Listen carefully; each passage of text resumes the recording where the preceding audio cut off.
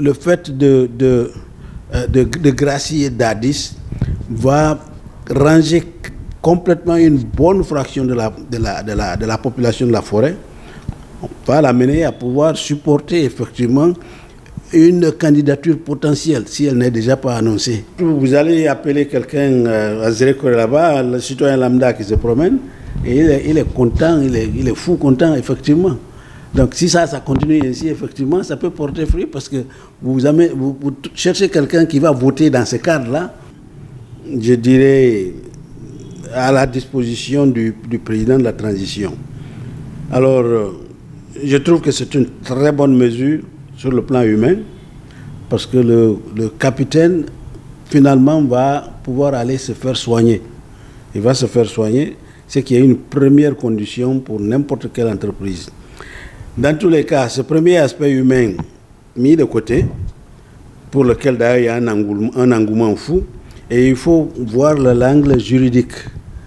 À l'heure actuelle, on ne sait pas si la grâce, je vais laisser le soin aux juristes de pouvoir en débattre, parce que l'action de grâce a quand même empiète sur beaucoup de domaines. Il y a le fait, quand on gracie, est-ce que cela va lui permettre d'être complètement libre de ses actions et d'engager n'importe quelle action, qu'elle soit politique ou pas, on ne sait pas. Donc les juristes vont pouvoir en débattre. Maintenant, sur le plan politique, je pense que c'est carrément l'aspect qui est en train de tout couvrir. En fait, c'est connaissant que Dadis est une figure très populaire en forêt. Le fait d'avoir enchaîné, on parle d'action de grâce maintenant, et on parle justement comment on appelle, de compensation aux sinistrés, aux indemnisations pour les victimes des événements du 28 septembre. Je crois que les deux s'enchaînent l'un dans l'autre, c'est pour aller dans la même direction, essayer de booster un certain support.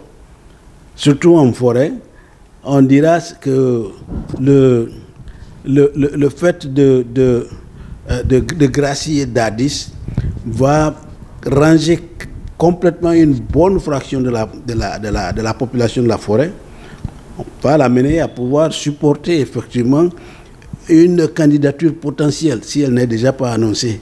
Vous pouvez le juger à travers l'engouement qu'il y a. Donc, sur ce plan politique, je crois que c'est fait dans ce cadre, c'est pour minimiser un peu l'impact de ce que nous avons vécu à Zérekore, par exemple, autour des événements du 28, comment on appelle? Pour moi, il y a de grands calculs politiques derrière justement le fait d'avoir fait ce timing-là maintenant. Parce que c'est en ce moment-là qu'on est en train de parler de la candidature et on est en train d'apaiser les gens parce que quand il y a eu ces événements à Zérekore, personne n'est allé là. Et il a de toute façon essayé de faire d'une pierre plusieurs coups, en fait. Apaiser la population pour n'avoir pas montré justement des signes de compassion à la suite des événements qui se sont déroulés au stade là, régional de Zérekore. Et d'autre part, et faire en sorte que l'on comprenne qu'il a de la compassion en libérant Dadis qui est malade pour qu'il aille se soigner. On va payer?